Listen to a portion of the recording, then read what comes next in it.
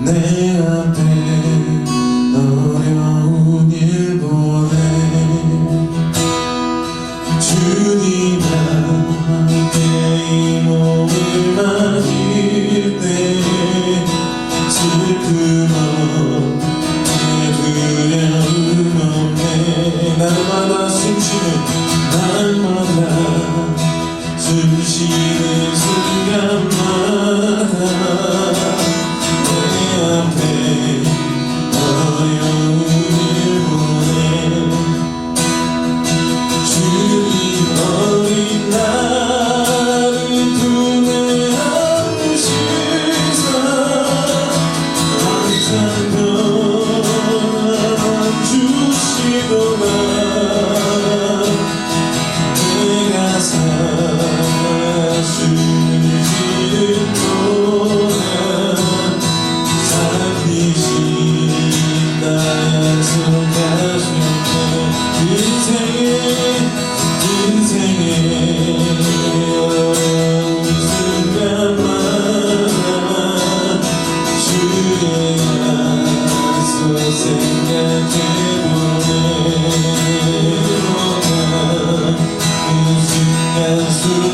순간마다 주님 약속 새겨봅니다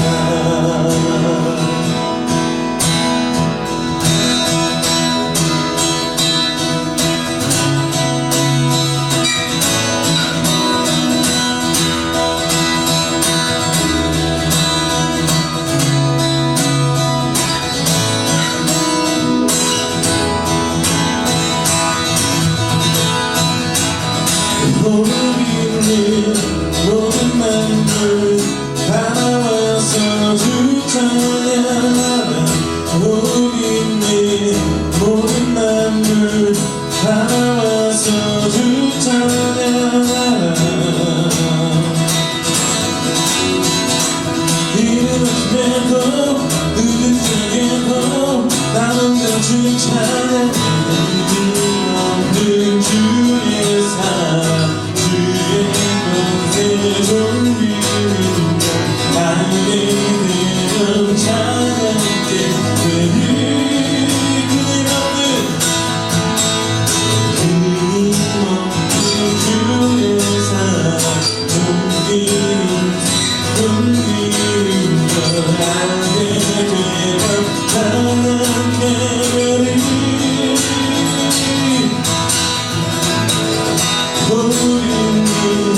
모든 만물 다 나와서 주 찬양하라 모든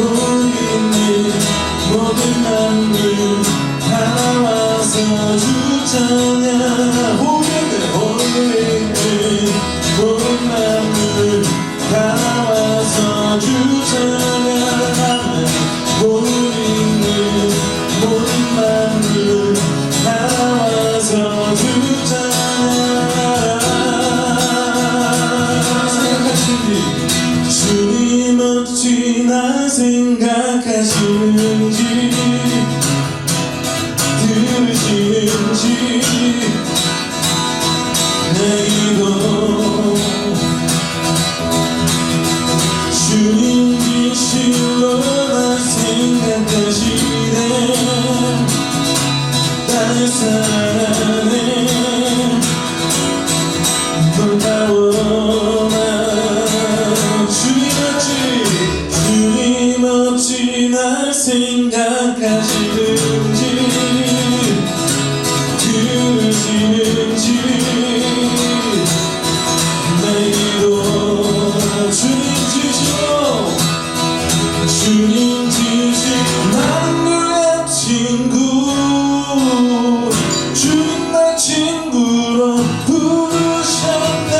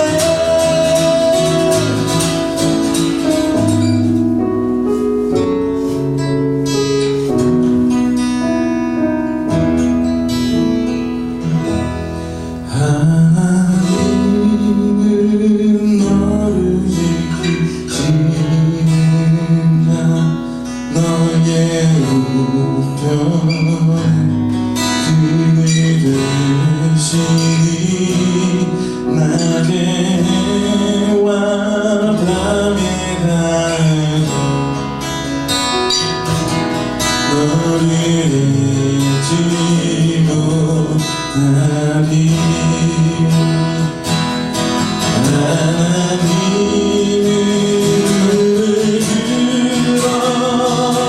들어 산으로와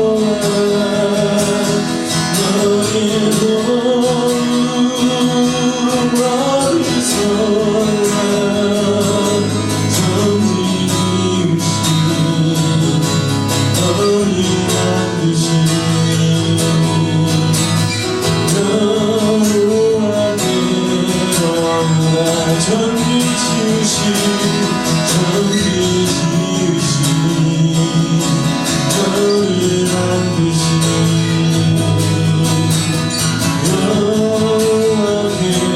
머리서라 전지우신 너희 만드신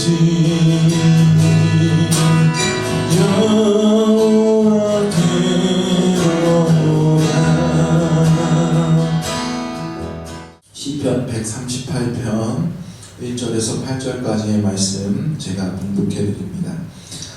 내가 전심으로 주께 감사하며 신들 앞에서 주께 찬송하리이다. 내가 주의 성전을 향하여 예배하며 주의 인자하심과 성실하심으로 말미암아 주의 이름에 감사하오리니 이는 주께서 주의 말씀을 주의 모든 이름보다 높게 하셨습니다. 내가 간구하는 날에 주께서 응답하시고 내 영혼에 힘을 주어 나를 강하게 하셨나이다. 여호와여, 세상의 모든 왕들이 주께 감사할 것은 그들이 주의 입의 말씀을 들음이오며 그들이 여호와의 도를 노래할 것은 여호와의 영광이 크심이니이다. 여호와께서는 높이 계셔도 낮은 자를 굽어 살피시며 멀리서도 교만한 자를 아심이니이다. 내가 환난 중에 다닐지라도 주께서 나를 살아나게 하시고 주의 손을 펴사 내 원수의 분노를 막으시며 주의 오른손이 나를 권하시리이다. 여호와께서 나를 위하여 보상해 주시리이다. 여호와여, 주의 인자하심이 영원하오니 주의 손으로 지으신 것을 버리지 마옵소서. 아멘. 여러분 혹시 행콕이라는 영화 보셨습니까? 조금 오래된 영화인데 2008년 자 행콕이라는 조금 괴짜스러운 히어로 슈퍼히어로의 이야기입니다. 이 행콕은 좀 예의도 없고 사회성이 부족한 자기 멋대로인 그런 히어로예요. 그래서 사람들에게 불편을 끼치기도 하고 자기 힘을 컨트롤하지 못해서 본의 아니게 사람들에게 폐를 끼치기도 하는 그런 이야기입니다. 그런데 이 행콕은 예전의 삶의 그 기억들이 없어요. 슈퍼히어로이기 때문에 죽지 않고 계속해서 이가 삶을 살아왔는데 이전의 삶을 잃어버린 그런 상태였는데 그 가운데서 홍보 전략가, PR 전략가, 광고 전략가인 한 친구를 만나게 됩니다. 그러면서 이 친구를 통하여서 그 친구의 아내를 만나게 되고 그 아내를 통해서 자신이 잃어버렸던 과거의 사실을 알아가게 되는, 그리고 그 아내와 그 친구의 아내와 함께하는 시간이 늘어나면 늘어날수록 자신의 힘을 잃어가고 평범한 인간으로 변해가는 그런 특이한 상황 가운데 있는 영화입니다. 그리고 그 아내가 이 행콕에게 무언가를 숨기는 듯한 그런 느낌을 받게 되죠. 그 사실은 그 아내는 원래 행콕의 짝이었어요. 그의 친구의 아내도 히어로였던 건데 그것을 숨기고 살아가는 거죠. 예전에는 더 많은 히어로들이 있었는데 그 히어로들은 창조받을 때에 짝을 만들어서 창조를 받았다라고 합니다. 그래서 그 짝과 함께 사랑하고 함께 살아가는 동안 그 힘을 잃어가고 평범한 사람으로서 생을 마감하게 되는 거죠. 그런데 어떤 이유에서인지 모르겠지만 이 행콕은 그 아내와 헤어지게 되고 그 짝과 헤어지게 되면서 그 슈퍼 능력을, 초연적인 능력을 잃지 않고 계속 살아갔던 거죠. 기억을 잃은 채로. 이렇게 독특한 히어로의 관점을 가진 이런 영화가 있었습니다. 제가 이 영화를 말씀드리는 이유는 굉장히 독특한 관점이 있어서요. 누구든지 사람들은 혼자 있을 때 말고 같이 있을 때, 특히 사랑하는 사람과 함께 있을 때 힘을 얻습니다. 더 강해집니다. 그런데 이 영화에서는 사랑하는 사람과 함께 있을 때에 그 힘을 잃어가고 연약한 사람으로 변해가는 그런 관점, 새로운 관점을 보면서 참 재미있다라는 것을 알게 되었습니다. 이 영화가 재밌는 거죠. 사랑하는 사람과 함께 있으면서 자기 능력은 잃어가지만 그래도 사랑하는 사람과 함께 생을 마감할 것인가, 아니면 그 사람을 멀리함으로써 슈퍼히어로의 능력을 가지고 살아갈 것인가. 여러분이라면 어떻게 하시겠습니까? 물론 우리에게는 그런 일이 일어나지 않죠.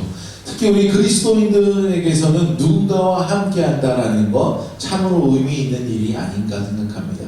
그리고 그리스도 안에서 그 사랑으로 함께 한다라는 것 더욱더 특별한 의미가 있다라고 저는 믿습니다. 특별히 우리 하나님 아버지와 함께 할 때는 우리가 그 슈퍼 능력을 이뤄가는 것이 아니라 더욱더 하나님의 능력을 힘입어 살아감을 여러분 믿으시기 바랍니다. 여호와서 1장 9절에 보면 내가 내게 명령한 것이 아니냐, 강하고 담대하라, 두려워하지 말며 놀라지 말라, 내가 어디로 가든지 내 하나님 여호와가 너와 함께하느니라 하시니라 라고 말씀하고 있어요. 이 외에는 무수한 말씀으로 하나님께서 함께 하실 때 내가 너에게 능력을 주시겠다라고 약속하신 말씀이 얼마나 많은지 모릅니다. 여러분 그 말씀을 붙들고 살아가시는 저와 여러분들에게 소망합니다. 오늘 읽은 이 본문은 다윗의 시라고 소제목이 적혀 있습니다. 이것이 어떻게 된 것인가 하면 시편 1절에 보면 주어가 내가 라고 시작되는데 어떤 사본에는 다윗으로 기록된 사본도 있습니다.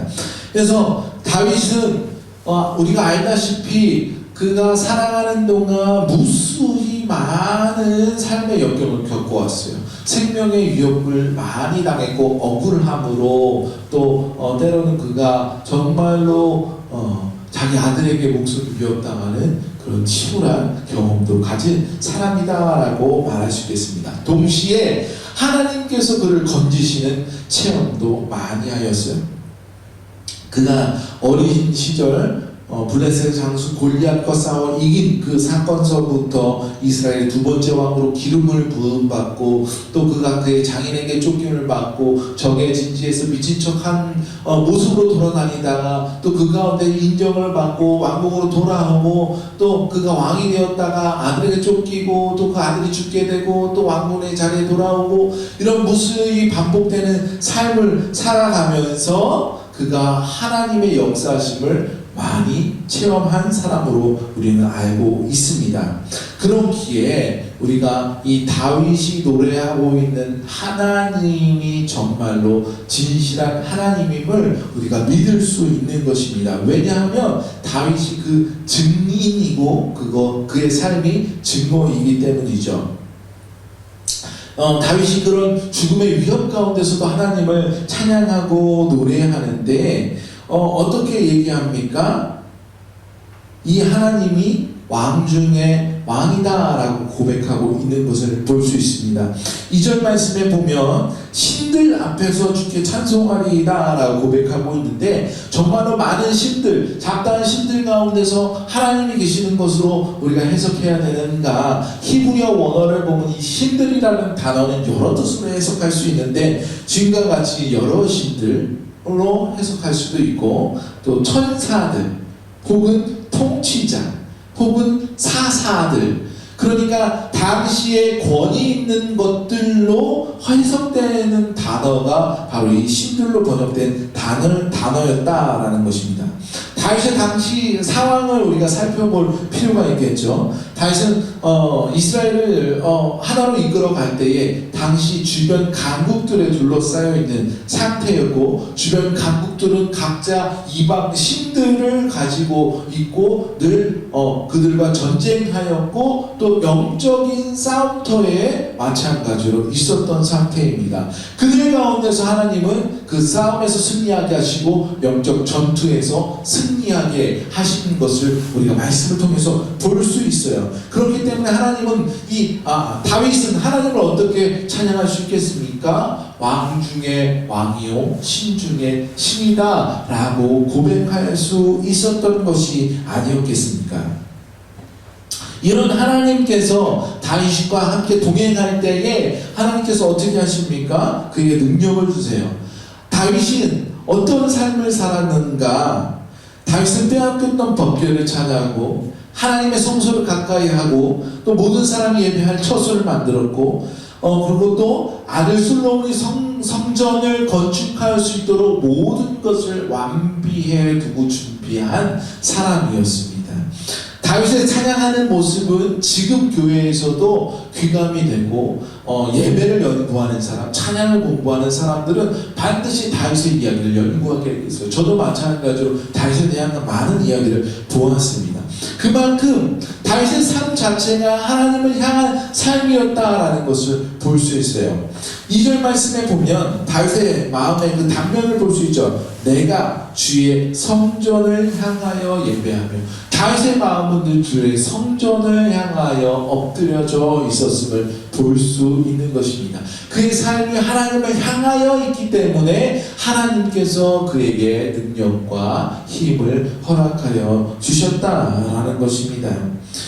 우리도 하나님과 함께 할 때, 우리의 마음이 하나님을 향하는 삶을 살아갈 때에 우리도 다윗 못지않는 그러한 삶을 살아가게 됨을 여러분 믿으시기 바랍니다. 다윗이 늘 날마다 승리함만 있었습니까? 아니에요. 다윗도 크게 범죄할 때가 있었어요.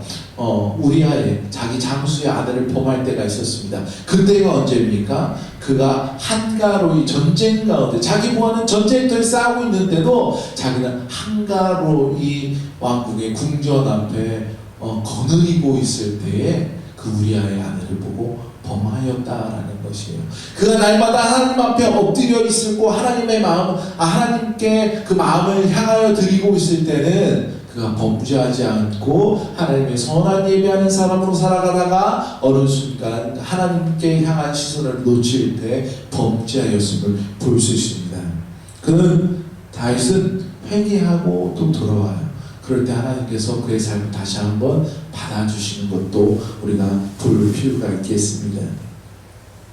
우리가 많이 부르는 찬양 중에 주님은 내 호흡이라는 찬양이 있어요. 그리고 오늘 찬양한 것들 중에서도 호흡 있는 모든 만물이라는 찬양이 있지 않습니까? 저는 이 찬양들 가사들 중에서 이 호흡이라는 단어가 너무 좋습니다. 왜냐하면 이 호흡이라는 것은 그리스도인에게 특별한 의미가 있어요.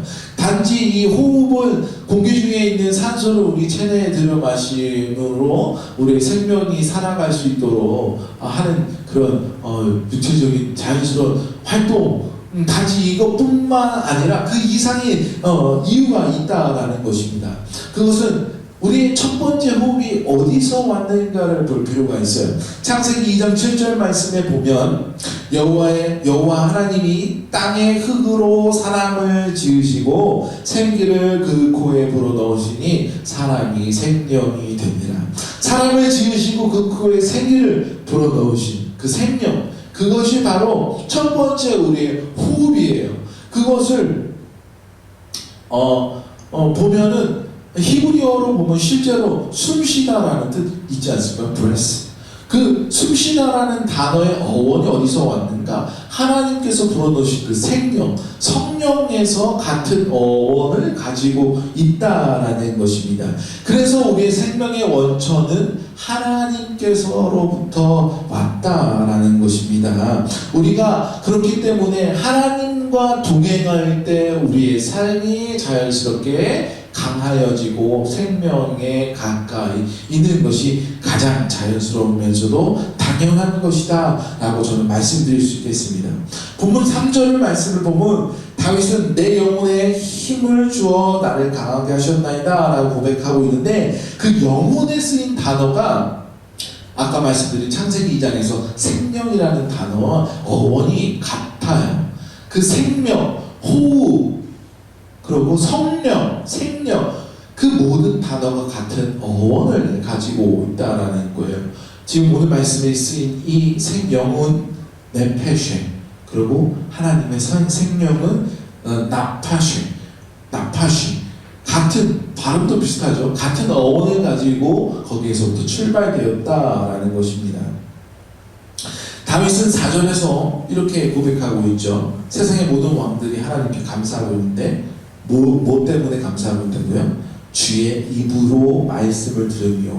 주님의 입으로 나오는 말씀이 무엇이겠어요? 바로 주님의 호흡 아니겠습니까? 이 말씀을 들으면 어떤 것이 또 연상됩니까? 하나님의 창조의 역사를 볼 수 있어요. 하나님이 세상을 창조하실 때 어떻게 창조하십니까? 말씀으로 창조하시지 않습니까? 그 말씀 입에서 뱉어 나오는 그 숨결을 통하여 세상을 창조하셔요. 하나님의 입으로 나오는 모든 것으로 창조하고 있다라는 것입니다. 즉 우리의 생명은 하나님의 호흡으로부터 시작되었다는 거예요. 그리고 우리의 생명이 끝날 때가 언제입니까? 그 호흡이 끊겨질 때 아니겠습니까? 다윗은 그것을 노래한 것이에요. 하나님과 호흡과 함께한다라는 것, 하나님과 그토록 가까이 동행한다라고 얘기하고 있는 것입니다. 또 말씀해 보면 5절 말씀해 보면 왕들이 하나님의 도를 보고 찬송한다라고 고백하고 있어요. 그 하나님의 도가 무엇인가? 하나님의 길을 걷는 그것이 방법이 무엇인가? 하나님께서 인간을 만지시는 방법은 이거예요. 하나님 자신은 가장 높은 곳에 계시지만 낮은 자를 굽어 살피시고 교만한 자를 아시는 분이다 라고 6절 말씀에 얘기하고 있어요. 이거를 좀 더 원어적으로 조금 직설적으로 표현하면 이거예요. 하나님은 높은 곳에서 겸손한 자를 보살펴 주시지만 교만한 자를 알아채신다. 여기서 알아채신다, 안다라는 것은 부정적인 의미가 포함되어 있는 알아채는 거예요. 그러니까 경찰이 도둑을 볼 때 누가 도둑인지 알아챈다. 그를 발각할 수 있다. 발각되어진다라는 의미가 포함되어 있는 것입니다. 그러니까 교만한 사람은 하나님께서 그를 벌하실 것이고 겸손한 자는 그의 삶을 이끄실 것이다. 그의 뒤를 봐주실 것이다 라는 뜻이 이 가운데 있다라는 거예요. 성경에 보면 교만은 죄의 시작이라고 말씀하는 말씀이 굉장히 많아요. 잠언 16절 18절 말씀을 보면 교만은 패망의 선봉이요 거만한 마음은 넘어짐의 앞잡이니라. 잠언 18장 12절 사람의 마음의 교만은 멸망의 성봉이요 겸손은 존귀의 길잡이니라 라고 말씀하는 것을 볼 수 있어요. 그 반대로 시편 147편 6절을 보면 여호와께서 겸손한 자들을 붙드시고 악인들은 그 땅에 엎드러 들이시는도다 라고 말씀하고 있어요. 겸손한 자는 자기 주장을 앞세우지 않습니다. 자기의 주장을 앞세우지 않고 어떻게 살아가요? 하나님의 뜻을 따라 살아갑니다. 교만한 자는 하나님의 말씀을 듣고서도 그것을 무시하고 자기의 뜻을 따라 살아가는 사람이다 라고 말하고 있는 것입니다. 그렇기 때문에 그리스도인들에게 교만은 정말로 위험한 것입니다. 정말로 많은 교회를 세워왔던 사도 바울의 그 고백은 어떻습니까? 고린도후서 12장 5절에 보면 나를 위하여는 약한 것들 외에는 자랑하지 아니하니라 라고 고백하고 있어요. 또 9절 10절에서는 이렇게 고백합니다. 내 능력이 약한 데서 온전하여짐이라. 나의 여러 약한 것들에 대하여 자랑하니 이는 그리스도의 능력이 내게 머물게 하려 하십니다. 내가 약하게 된 것은 그리스도의 능력이 내게 머물게 합니다 라고 얘기하고 있어요. 내가 약한 그때에 강함이라. 사도 바울이 고백하는 것입니다. 이는 겸손히 하나님을 바라보는 모든 하나님의 사람들의 공통된 고백이 바로 이것입니다. 내가 약할 때에 하나님께서 내게 오셨고 내가 그 약함으로 내가 강하게 되었다. 이 고백이 있는 것입니다. 우리가 하나님을 바라보는데 그냥 바라보는 것이 아니라 낮은 곳에서, 낮춘 곳에서 무릎으로 하나님을 바라볼 때에 하나님께서 우리 가운데 오심으로 우리가 강하게 됨을 여러분 믿으시기 바랍니다. 나 자신을 죽이고 주인이 하나님 되게 될 때에, 그렇게 살아갈 때에 하나님께서는 우리에게 능력으로 함께 해주시는 그 역사가 일어나는 여러분 믿으시기 바랍니다. 이것들이 성경에 나와 있는 간증들이에요. 우리의 신앙의 선배들의 간증들이에요. 간증이 무엇입니까? 증언이에요. 증언. 강력한 증거다라는 것입니다. 이것은 곧 사실이고 우리에게도 있는 하나님의 명령임을 여러분 믿으시기 바랍니다. 계속해서 영원하신 그 하나님의 능력이 어떠한가를 고백하고 있습니다. 7절 말씀에 보면 다윗은 그가 환난 중에서 구원받은 것들, 또 원수 사이에서 그가 높이신 것들을 고백하고 있어요. 그리고 마지막 8절에서는 이런 고백이죠. 이전에서도 하나님께서 나와 함께 하시고 지금도 나와 함께 하시고 또 영원토록 함께 하시기를 기도함으로써 시편 138편의 이 시를 마치고 있는데, 다시 환난을 당하고 또 그 가운데서 구원을 받은 것, 이게 과거에서만 끝나는 것이 아니라 지금 내가 환난에 당하고 있는 가운데서도 하나님께서 나를 건지실 것 체험하고 있고, 또 그 하나님께서는 앞으로 내가 여전히 환난의 길을 걸을지라도 나를 건지실 것을 우리가 확실히 믿고 간구하고 있는 모습을 볼 수 있습니다. 여러분, 우리의 삶은 어떻습니까? 지난 과거에 우리 어떤 환난에 구원받은 고백이 있습니까? 혹은 지금 내가 환난 가운데 있는데 그 가운데 건짐을 받은 고백이 있습니까? 그 고백이 있는 분들은, 그 증언을 할 수 있는 분들은 이후의 삶에서도 주께서 우리와 함께 하시고 날마다 우리를 건지시는 그 하나님의 약속을 여러분 믿으시고 그 약속을 우리의 입술로 고백할 수 있는 저와 여러분이 되기를 소망합니다. 언제나 하나님의 능력은 동일하세요. 약해지고 강해졌다, 또 약해졌다, 또 멀어졌다, 가까이 했다가 아니라 하나님께서 주시는 그 능력은 우리가 늘 동행합니다. 그러나 우리가 그 가운데 응답하고 응답하지 못하는 것은 우리의 연약함에서 온다라는 것입니다. 우리가 벌써 구정이 지났잖아요. 우리가 구정까지는 새해라고 인사를 하지만 구정이 지난 이 시점에서는 우리가 새해라고 말하기도 좀 어려운 부분이 있어요. 이제 1년이 시작한 지 꽤 되었다라는 것입니다. 우리가 벌써 이 지나간 세월 속에서 어떻게 살았는지 모르지만 다시 한번 오늘 결단했으면 좋겠습니다. 이 한 해를 더욱더 하나님의 그 숨결로, 하나님의 호흡과 함께하는 우리의 마음이 하나님을 향하여서 나의 왕 중에 왕 되신 그 주님을 바라보며 다윗과 같이 살겠다고 고백했으면 좋겠어요. 결단했으면 좋겠어요. 그래서 이전에도 우리와 함께 하신 하나님, 지금도 나와 함께 하신 하나님이 이후의 삶에도 함께하여 주시옵소서라고 오늘 결단했으면 좋겠습니다. 그 결단은 우리 삶에 변화를 가져올 것이고 하나님의 역사를 체험케 할 줄로 여러분 믿으시기 바랍니다. 오늘도 주님께 속한 그 삶을 살아가는 복된 성도가 되시길 주님의 이름으로 축원드립니다. 함께 기도하시겠습니다.